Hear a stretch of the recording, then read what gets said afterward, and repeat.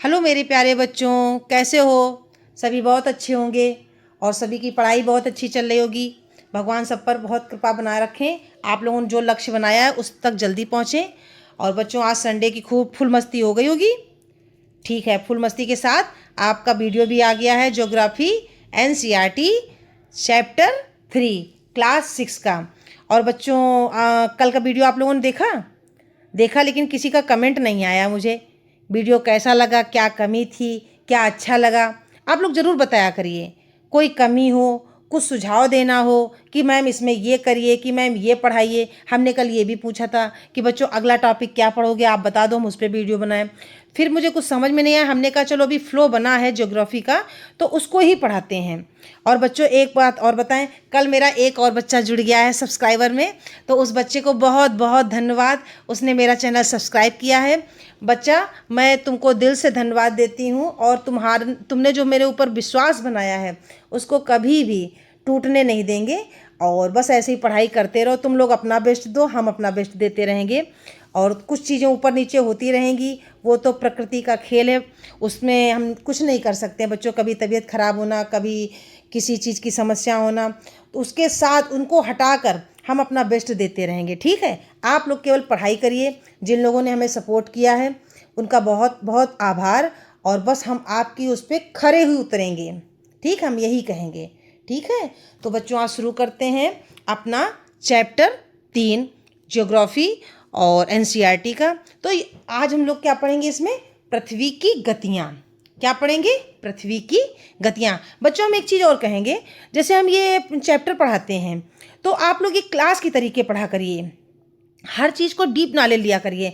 तो जैसे हम ये चैप्टर पढ़ाते हैं तो आप लोग कुछ पढ़ के आया करिए, पहले पढ़ के आया करिए, फिर कमेंट बॉक्स में, अभी हमारा लाइव सेशन तो हो नहीं पाता, तो कमेंट बॉक्स में आप लोग कर दिया करिए सवाल या क्वेरी वगैरह, तो उसका जवाब हम दे दिया करेंगे।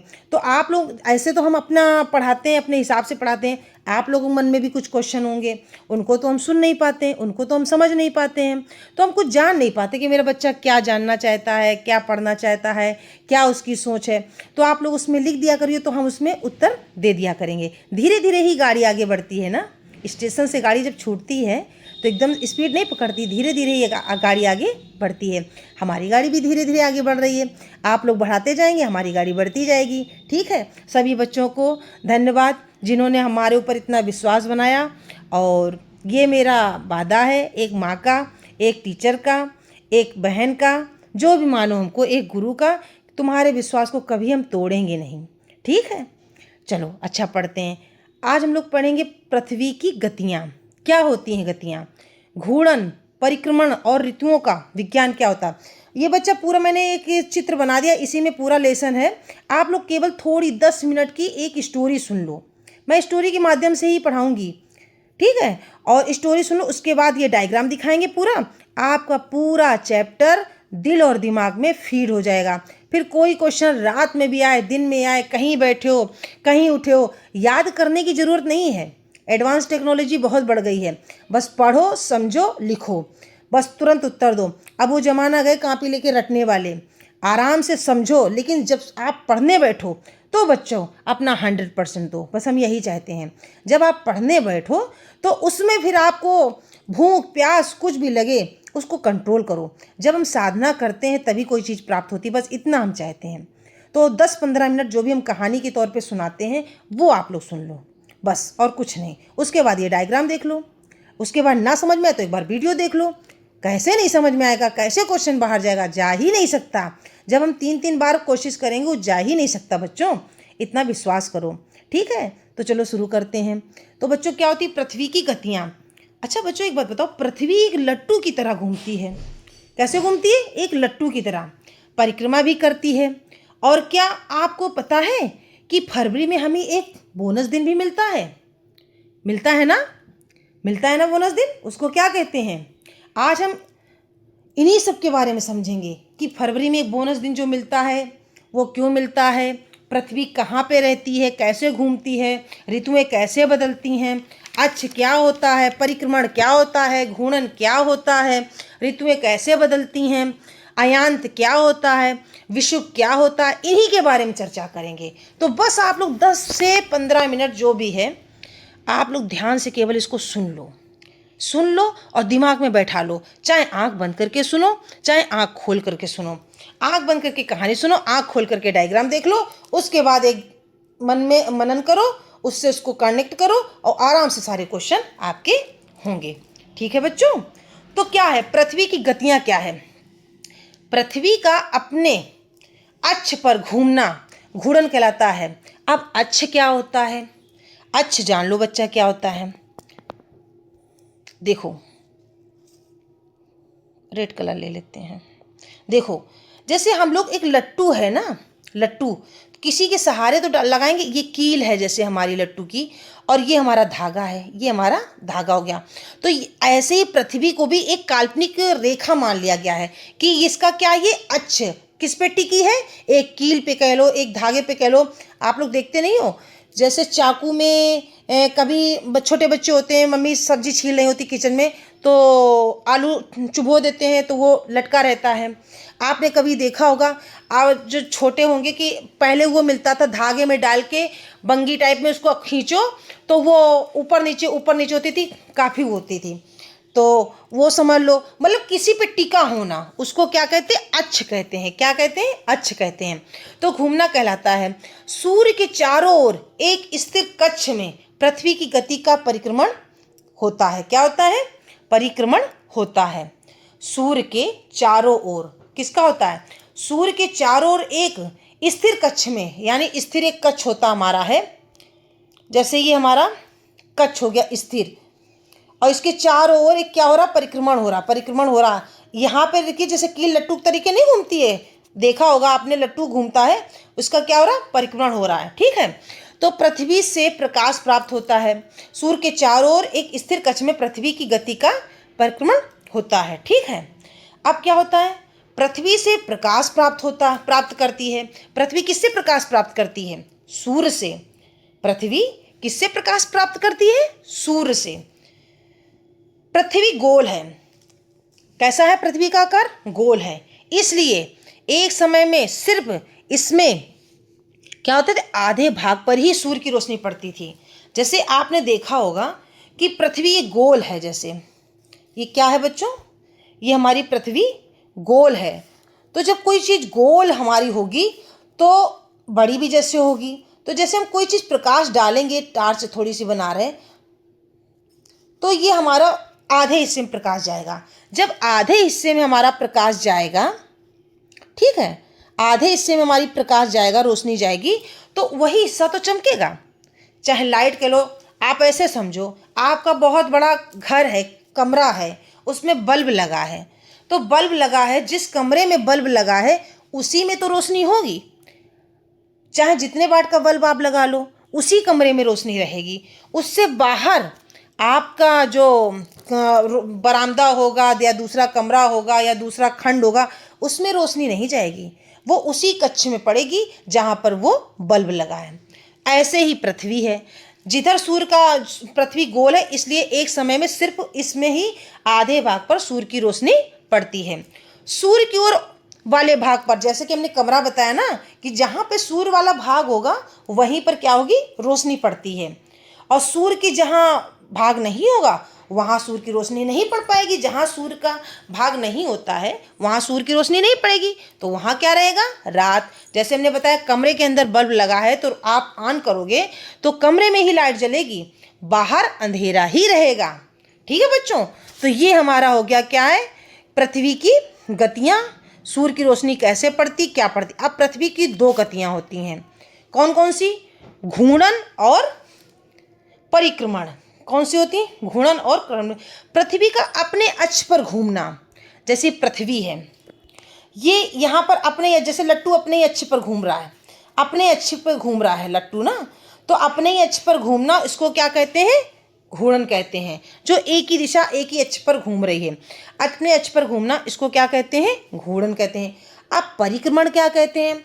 जैसे ये हमारे पास एक सूर्य है और इसके चारों ओर चक्कर लगाना, इसको क्या कहते हैं? परिक्रमण कहते हैं। सूर्य के चारों एक स्थित कक्ष में पृथ्वी अपना चक्कर लगाती है, उसको क्या कहते हैं? परिक्रमण कहते हैं। समझ में आया? सबको आ गया? ठीक है। अब क्या है? अब देखो इतना समझ में आया।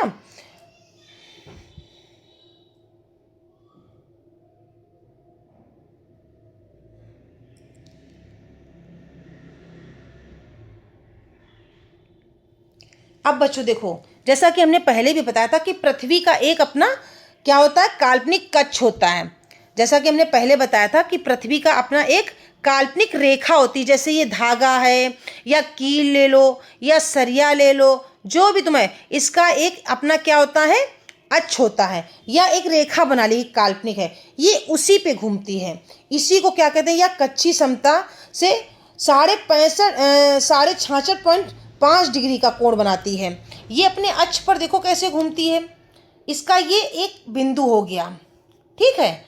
अब ये कितना है, अपनी सतह से कितना है, 66.5 डिग्री। कितना है, 66.5 डिग्री जो है ये कोण बनाती है। क्या बनाती है, कोण बनाती है अपने कक्ष पर और अक्ष पर, ठीक है। कक्ष द्वारा बनाए गए समतल कोण को समतल कहते हैं। कक्ष द्वारा बनाए गए समतल को कच्छी समतल कहते हैं। क्या कहते हैं, कच्छी समतल कहते हैं, ठीक है। अब बच्चों देखो, इसमें हट जाओ, घूर्णन और प्रदीप्ति वृत्त क्या होता है, ध्यान से देखो। ग्लोब पर वह वृत्त जो दिन तथा रात को विभाजित करता है, दिन तथा रात को विभाजित करता है। अब ये प्रदीप्ति वृत्त है, देखो ये क्या है हमारा, प्रदीप्ति वृत्त। ये दिन और रात को विभाजित कर रहा है। ये देखो, ये दिन और रात को विभाजित कर रहा है। यहाँ पर सूर्य की रोशनी है तो यहाँ पर क्या है, दिन। यहाँ पर सूर्य की रोशनी नहीं है तो यहाँ क्या है, रात। तो दिन और रात को जो विभाजित करता है, पृथ्वी अपने अक्ष पर एक चक्कर पूरा करने में 24 घंटे लगाती है। कितना समय लगाती है, 24 घंटे। ये एक चक्कर पूरा करने पर कितना समय लगाती है, 24 घंटे, ठीक है। कितना समय लगाती है, 24 घंटे का समय लगाती है। घूर्णन के समय काल को पृथ्वी दिन कहा जाता है। जब घूर्णन का समय काल होता है उसको पृथ्वी दिन कहते हैं। जहाँ पर ही घूर्णन हो रहा है वहाँ दिन, पृथ्वी घूर्णन के समय काल को पृथ्वी दिन कहते हैं। प्रदीप्ति ग्लोब पर वह वृत्त जो दिन और रात को विभाजित करता है उसको प्रदीप्ति कहते हैं। प्रदीप्ति वृत्त कक्ष के साथ नहीं मिलता है ना, इसको हटाओ, ठीक है। अब यदि पृथ्वी घूमना बंद कर दे तो क्या हो, अब जानो जरा। अगर हमारी पृथ्वी घूमेगी नहीं तो क्या होगा, अगर पृथ्वी घूर्णन नहीं करे तो क्या होगा, सूर्य की तरफ वाले पृथ्वी के भाग में हमेशा क्या रहेगा, दिन। अगर पृथ्वी घूमना बंद कर देगी, ये चीज़ है घूम रही है, ये घूमना बंद कर दिया तो क्या है, यहाँ से आगे ही नहीं गई तो यहाँ पर क्या होगा, स्टॉप हो गया। तो वैसे ही ये चीज़ है, अगर पृथ्वी घूमना बंद करते तो जहाँ पर दिन है दिन रहेगा, जहाँ पर रात है रात रहेगी, ठीक है। तो क्या है, अगर पृथ्वी घूर्णन नहीं करे तो क्या होगा, सूर्य की तरफ वाले पृथ्वी के भाग में हमेशा दिन होगा, जिसके कारण उस भाग में क्या होगा, गर्मी ज़्यादा होगी। भाई सूर्य की रोशनी जब पड़ेगी तो गर्मी ज़्यादा होगी कि नहीं होगी, लगातार पड़ेगी, कोई चीज़ उपजाऊ नहीं रहेगी। तो क्या होगा, दूसरे वाले भाग पर अंधेरा ही रहेगा, पूरे समय ठंड पड़ेगी। इस तरह की समस्या हो जाएगी। क्या हो जाएगी, समस्या हो जाएगी। अब क्या इस तरह की समस्या हो जाए और जीवन क्या होगा, असंभव हो जाएगा। भाई हमको हर चीज़ चाहिए, पानी भी चाहिए, खाना भी चाहिए, रात भी चाहिए, दिन भी चाहिए, इसीलिए हमारा जीवन पृथ्वी पर सुरक्षित है, वरना हम लोग जी नहीं पाएंगे। आदमी जो आजकल चौड़ में चलता है, हम ही सब कुछ हैं, नहीं भैया, तुम प्रकृति के बनाए हुए केवल एक पुतले हो। वो 2 मिनट में तुमको इधर से उधर कर सकती है। तुमको क्या लगता है तुमने सब कुछ बनाया है? ये जो हम लोग जो हम लोगों को 70-80 साल का जो ये आयु मिलती है, बहुत से लोग अपने आप को पता नहीं कौन से महाबली समझने लगते हैं अपने आप को, हैं कि वो किसी को कुछ नहीं समझते हैं। वो सोचते हैं कि हमने सबको कंट्रोल कर लिया है। अरे नहीं भैया, नहीं कर पाओगे। ये ईश्वर की बनाई हुई, साइंस की बनाई हुई एक प्रक्रिया है जो चल रही और चलती रहेगी। इसमें हम और तुम कुछ नहीं कर पाएंगे। बस यहाँ पर आए हैं, अपना अच्छा दो और बस निकलो। हम यही चाहेंगे, ना प्रकृति के साथ छेड़छाड़ करो, ना प्रकृति की बनाई हुई चीज़ों के साथ छेड़छाड़ करो, अपना अच्छा करो और यहाँ से निकलो, बस यही हम चाहते हैं। ठीक है, तो क्या है, यदि पृथ्वी घूमना बंद कर दे, समझ गए, उस हिस्से में क्या रहेगा, जहाँ बंद कर देगी, अगर दिन है तो दिन ही रहेगा, रात है तो रात ही रहेगी। ठीक है, परिणाम। अब परिक्रमण क्या होता है, जरा ध्यान से देखो। रिवोल्यूशन, ऋतुओं का बदलना। अब देखो, सूर्य के चारों ओर एक निश्चित कक्ष में पृथ्वी की गति को परिक्रमण कहते हैं। सूर्य के चारों ओर, ये हमारा सूर्य है, सूर्य के चारों ओर एक निश्चित गति को क्या कहते हैं, परिक्रमण कहते हैं। क्या कहते हैं, परिक्रमण कहते हैं। पृथ्वी सूर्य का एक चक्कर कितने दिन में लगाती है, 365 दिन में। पृथ्वी सूर्य का एक चक्कर 365 दिन और 6 घंटे 1/4 दिन में लगाती है। 6 घंटे 1/4 दिन में लगाती है। लेकिन हम लोग क्या करते हैं, 1/6 घंटे को नहीं जोड़ते हैं। क्यों नहीं जोड़ते हैं, अभी समझेंगे। ठीक है, तो पथ एक दीर्घ वृत्ताकार है, इसको कक्ष कहते हैं, सूर्य के चारों ओर चक्कर लगाती है। ये क्या है, हमारी परिक्रमण। क्या है, परिक्रमण। अब लीप वर्ष क्या होता है, जो हम कह रहे थे कि 6 घंटे क्यों नहीं जोड़ेंगे। लीप वर्ष क्या होता है, हम लोग 365 दिन का एक वर्ष मानते हैं। किसका मानते हैं, 365 दिन का एक वर्ष मानते हैं, तथा सुविधा के लिए 6 घंटे भी नहीं जोड़ते हैं। 6 घंटे हम लोग नहीं जोड़ते हैं।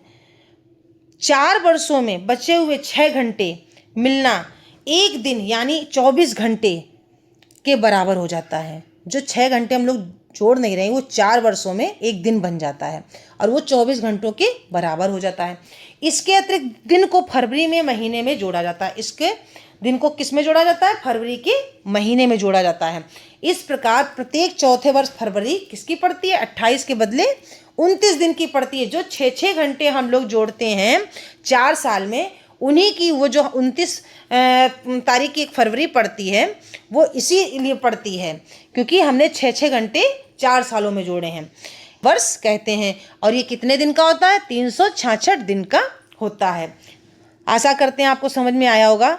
तो एक बार फिर सुन लो, लीप वर्ष की गणना क्या है, देखो ऊपर दे दी हमने चार्ट में, और आपको बता भी दिया है कि क्या करते हैं। 165 दिन होते हैं, उसमें 6 घंटे नहीं जोड़ते हैं, 6 घंटे को 4 वर्ष में जोड़ देते हैं, और जो चौथे वर्ष में हमारी पड़ती है उसमें क्या होता है, एक दिन पूरा हो जाता है, उसी को फरवरी में जोड़ देते हैं, वो हमारा लीप वर्ष बन जाता है। क्या बन जाता है, लीप वर्ष बन जाता है। उसी को 29 तारीख की फरवरी कहा जाता है। अब देखो ऋतुएं क्या होता है, ऋतुएं क्या होता है, ऋतुओं का परिवर्तन। पृथ्वी पूरे कक्ष में एक ही दिशा में झुकी हुई है। किस में झुकी है, एक ही दिशा में झुकी है। तो सामान्यतः एक वर्ष को गर्मी, सर्दी, बसंत एवं शरद ऋतुओं में बांटा गया है। एक जो वर्ष हमारा होता है, जो 12 महीने हैं, उसको गर्मी में भी बांटा गया है, सर्दी में भी बांटा गया है, बसंत ऋतु में भी बांटा गया है और शरद ऋतु में भी बांटा गया था।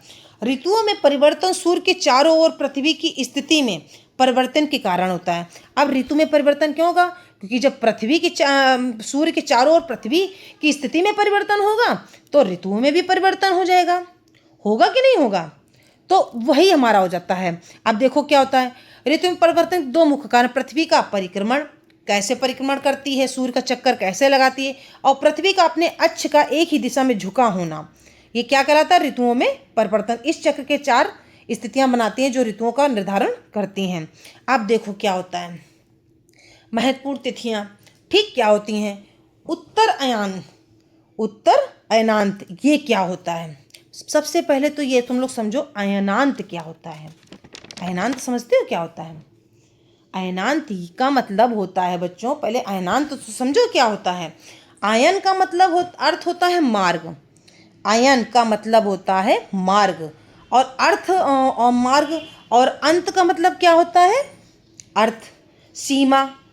अर्थ का मतलब क्या होता है, सीमा।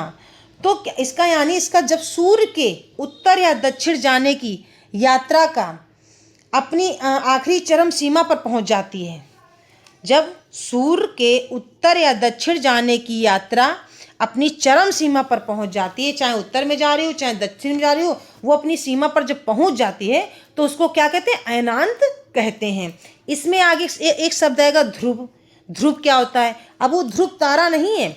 ध्रुव का मतलब अभी हमने आपको बताया, पृथ्वी पूरी तरह गोल नहीं है, वह ऊपर और नीचे से थोड़ी चपटी भी है। कैसी है? थोड़ी चपटी है। पृथ्वी के एक ठीक बीच में एक काल्पनिक रेखा है, जो रेखा हम लोग बताते नहीं, लट्टू कह लो, ये देखो एक काल्पनिक रेखा है। ये रेखा जो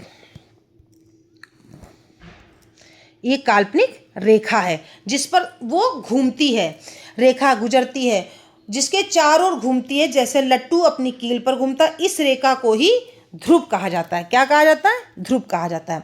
अब चलो पूरा पाठ पढ़ते हैं, आ जाओ। तो उत्तर अयांत क्या होता है पहले अब ये जान लो। अयांत बता दिया, ध्रुव बता दिया, अब उत्तर अयांत क्या होता है ये जान लो। ठीक है। उत्तरायण 21 जून सूर्य की किरणें कर्क रेखा पर सीधे पड़ती हैं। क्या उत्तरायण देखो 21 जून, उत्तरी गोलार्ध सूर्य की तरफ झुका है। उत्तरी गोलार्ध किसकी तरफ झुका है? सूर्य की तरफ। सूर्य कहाँ है हमारा? कहाँ है? ये देखो, ये देखो उत्तरी गोलार्ध किधर झुका? सूर्य की तरफ झुका है। पूरा किधर झुक के आ रहा? सूर्य की तरफ झुका है। तो इसको हटा दे, कर्क रेखा। तो क्या होता है, सूर्य की किरणें कर्क रेखा पर सीधी पड़ती हैं। ये देखो रेखा पर सीधी पड़ रही हैं किरणें, सीधी पड़ती हैं। उत्तरी गोलार्ध में सबसे लंबा दिन और सबसे छोटी रात कब होती है? याद कर लो, अभी याद करो सब लोग, 21 जून को। कब होती है? क्योंकि इस पर सीधे क्या पड़ता है, क्या पर सूर्य की किरणें सीधे पड़ती हैं, तो सबसे छोटी रात होती है और सबसे लंबा दिन होता 21 जून का। यहाँ ग्रीष्म ऋतु होती है क्योंकि उत्तरी गोलार्ध के बहुत बड़े भाग में सूर्य की रोशनी प्राप्त होती है। यहाँ बहुत गर्मी होती है उस दिन है, क्योंकि बहुत बड़े भाग में क्या होती है? सूर्य की रोशनी प्राप्त होती है। पृथ्वी की इस अवस्था को उत्तरी अयनांत कहते हैं। क्या कहते हैं? उत्तरी अयनांत। सूर्य की किरणें कर्क रेखा पर सीधी पड़ती हैं, ठीक है, इसीलिए इसको क्या कहते हैं? उत्तरी अयनांत कहते हैं। और कब है ये? 21 जून। आ गया समझ में? अब देखो, उत्तरी क्षेत्रों में सबसे लंबा दिन और सबसे छोटी रात होती है, ये समझ में आ गया। अब देखो दक्षिणी अयांत क्या होता है। दक्षिणी अयांत क्या होता है? 22 दिसंबर, ध्यान कर लेना, 22 दिसंबर दक्षिणी अयांत, ठीक है। विंटर याद कर लो, विंटर 22 दिसंबर याद कर लो, ठीक है। अब क्या होता है? 22 दिसंबर ध्रुव के सूर्य की ओर झुके होने के कारण मकर रेखा पर सूर्य की किरणें सीधी पड़ती हैं। 22 दिसंबर को जो ध्रुव को हमने अभी बताया था ना, वो कील टाइप में, कि सूर्य की ओर झुके होने के कारण मकर रेखा पर सूर्य की किरणें सीधी पड़ती हैं, क्योंकि सूर्य की किरणें मकर रेखा पर लंबवत पड़ती हैं। कैसी पड़ती हैं? लंबवत पड़ती हैं। इसलिए दक्षिणी गोलार्ध में बहुत बड़े भाग में प्रकाश प्राप्त होता है। देखो बहुत बड़े भाग में प्रकाश प्राप्त हो रहा है, ये देखो बहुत बड़े भाग में प्रकाश प्राप्त होता है। इसीलिए दक्षिणी गोलार्ध में लंबे दिन तथा छोटी रात होती हैं। जब प्रकाश ज़्यादा होगा तो हर चीज़ फैली नजर आती है, तो इसलिए क्या होगा, यहाँ पर क्या होता है? लंबे दिन और छोटी रात होती हैं। ग्रीष्म ऋतु होती है, यहाँ पर क्या होती है? ग्रीष्म ऋतु होती है। पृथ्वी की इस स्थिति को दक्षिणी अयनांत कहते हैं। क्या कहते हैं? दक्षिणी अयनांत कहते हैं, ठीक है।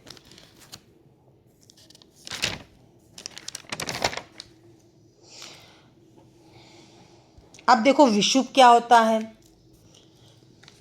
क्या आप जानते हैं बच्चों, ऑस्ट्रेलिया में क्रिसमस डे ग्रीष्म ऋतु में मनाया जाता है। जानते होगे ना, ऑस्ट्रेलिया में ग्रीष्म ऋतु में क्रिसमस डे मनाया जाता है, ठीक। अब विषुव क्या होता है? 21 मार्च से 23 सितंबर। 21 मार्च से 23 सितंबर का दिन देख लो क्या होता है। विषुवत वृत्त पर सीधी पड़ती हैं। क्या पड़ती हैं? रेखाएं, सूर्य की रोशनी सीधी पड़। इस अवस्था में कोई भी ध्रुव सूर्य की ओर झुका नहीं है। कोई भी ध्रुव सूर्य की ओर झुका नहीं है। ये देखो विषुवत सीधी पड़ती है, कोई भी ध्रुव सूर्य की ओर झुका नहीं है। इसलिए पूरी पृथ्वी पर दिन और रात बराबर होते हैं। ये क्या कहलाता है? विषुव कहलाता है। विषुव क्या है? विषुव देखो बच्चों, 21 मार्च से 23 सितंबर विषुवत व्रत पर 21 मार्च से 23 सितंबर विषुवत व्रत पर क्या होती है, सीधी रेखाएं पड़ती हैं। इस अवस्था में कोई भी ध्रुव सूर्य की ओर झुका नहीं रहता है। सूर्य की ओर क्या नहीं होता है, झुका नहीं रहता है, झुका नहीं रहता। इसलिए पूरी पृथ्वी पर दिन और रात बराबर होते हैं। इसे क्या कहते हैं, विषुव कहते हैं। 23 सितंबर को उत्तरी गोलार्ध में शरद ऋतु होती है। 23 सितंबर को उत्तरी गोलार्ध में क्या होती है, शरद ऋतु होती है, जबकि दक्षिणी गोलार्ध में बसंत ऋतु होती है। 23 सितंबर को शरद ऋतु में क्या होता है, 23 सितंबर को शरद ऋतु होती है कहाँ पर, उत्तरी गोलार्ध में, और जबकि दक्षिणी गोलार्ध में बसंत ऋतु होती है। दक्षिणी गोलार्ध में हमारा होती है बसंत ऋतु। क्या होती है, बसंत ऋतु होती है। 21 मार्च को स्थिति इसके विपरीत हो जाती है, जबकि उत्तरी गोलार्ध में बसंत ऋतु होती है और दक्षिणी गोलार्ध में शरद ऋतु होती है। सूर्य की किरणें, अब देखो इसमें डायग्राम, सूर्य की किरणें विषुवत व्रत पर सीधी पड़ती हैं। इस समय कोई भी ध्रुव सूर्य की ओर नहीं झुका होता है। पूरी पृथ्वी पर दिन और रात बिल्कुल बराबर होते हैं। 23 सितंबर उत्तरी गोलार्ध में शरद ऋतु और 21 मार्च उत्तरी गोलार्ध में बसंत ऋतु होती है। ठीक है, इतना जान लो तुम लोग। ठीक है, अब इस प्रकार बच्चों हम लोग जानते हैं कि पृथ्वी के घूर्णन एवं परिक्रमण के कारण दिन और रात कैसे बदलते हैं और ऋतुओं का परिवर्तन कैसा होता है। आप लोगों ने समझा होगा, इसको देखा, समझा। अब आप लोग एक बार इसको चार्ट देखिए और इसको एक बार पढ़िए, कहानी के तौर पे पढ़िए, सुनिए, आपको पूरा आ जाएगा। ठीक है, अब मुख्य निष्कर्ष देख लो इसके क्या हैं। गति का प्रकार, घूर्णन, परिक्रमण, अक्ष पर घूमना, सूर्य के चारों ओर कक्ष में घूमना। अक्ष पर घूर्णन क्या है, अपने ही अक्ष पर घूमना, जैसे लट्टू अपनी कील पर ही घूमता है, उसको क्या कहते हैं, घूर्णन। अब परिक्रमण किसको कहते हैं, सूर्य के चारों ओर, जैसे कोई चक्र सूर्य के चारों ओर घूम रहा, उसको क्या कहते हैं, परिक्रमण। कुल समय 24 घंटे पृथ्वी एक दिन लेती है, और ये कितना समय लेती है, 365.25 दिन, एक वर्ष लेती है। ठीक है, दिन और रात का होना ये किसमें होता है, घूर्णन के कारण। ऋतुओं में परिवर्तन ये किसके कारण होता है, परिक्रमण के कारण होता है, परिक्रमण के कारण। प्रदीप्ति व्रत सर्किल ऑफ इल्यूमिनेशन का निर्माण करती है। जहाँ पर सूर्य की रोशनी पड़ती है वहाँ दिन रहता, जहाँ सूर्य की रोशनी नहीं पड़ती वहाँ रात रहता। अच्छी झुकाव के कारण अयनांत और विषुव की स्थितियाँ होती हैं। ठीक है, ये पूरा चैप्टर है, ये पूरा डायग्राम है बच्चों। आप लोग कहानी के तौर पर एक बार पढ़ें और इसको देखें, आपको ज़रूर समझ में आएगा। आप जल्दी से कॉपी पेन उठा लो, 2-3 क्वेश्चन हम बोल रहे हैं उनको लिख लो, और उनका उत्तर हमें अपने कमेंट बॉक्स में चाहिए। हम मेहनत कर रहे हैं तो हमें ये भी तो देखना है कि मेरा बच्चा वहाँ बैठ के पढ़ रहा है कि नहीं। तो 2-3 क्वेश्चन लिख लो। इस वीडियो को पॉज करके आप लोग क्वेश्चन लिख लीजिएगा। हम क्वेश्चन बोल रहे हैं, आप लोग लिख लीजिए, और उसके उत्तर आप लोग खुद लिखिए ढूंढकर, और कमेंट बॉक्स में उसका उत्तर हमको सेंड करो। पहला क्वेश्चन लिखो बच्चों, होमवर्क है ये, सब लोग नोट करो। यदि पृथ्वी घूर्णन करना बंद कर दे तो क्या होगा, लिख लो जल्दी से। यदि पृथ्वी घूर्णन करना बंद कर दे तो क्या होगा, लिखो क्वेश्चन। दूसरा क्वेश्चन लिखो, लीप वर्ष किसे कहते हैं, यह कितने दिनों का होता है। लीप वर्ष किसे कहते हैं और यह कितने दिनों का होता है, दूसरा क्वेश्चन। तीसरा क्वेश्चन लिखो, विषुव से आप क्या समझते हैं, विषुव से आप क्या समझते हैं। सब लोग ईमानदारी से ज़रूर होमवर्क करना, और सब बच्चों करके होमवर्क ज़रूर हमको सेंड करना। ठीक है, धीरे धीरे और अच्छी अच्छी चीज़ें आएंगी तो और जुड़ते जाएंगे, और अच्छे से देखेंगे, सामने होमवर्क चेक करेंगे। एक क्वेश्चन और लिख लो, पृथ्वी का अक्ष अपने कक्षीय सतह से कितने डिग्री का कोण बनाता है, ये क्वेश्चन लिख लो। इन चारों क्वेश्चनों के आंसर आप लोग हमको कमेंट बॉक्स में देना, और ये बताना वीडियो कैसा लगा है। अगर अच्छा लगा हो तो जिसको ज़रूरत हो उसको शेयर कर देना, लाइक कर देना, ना अच्छा लगे तो कुछ मत करना। ठीक है, और अपनी पढ़ाई ऐसे ही करते रहो।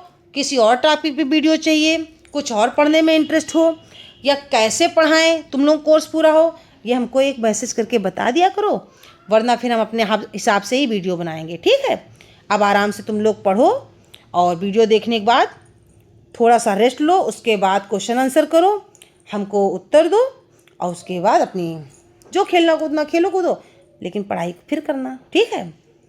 रखें, बाय, थैंक यू।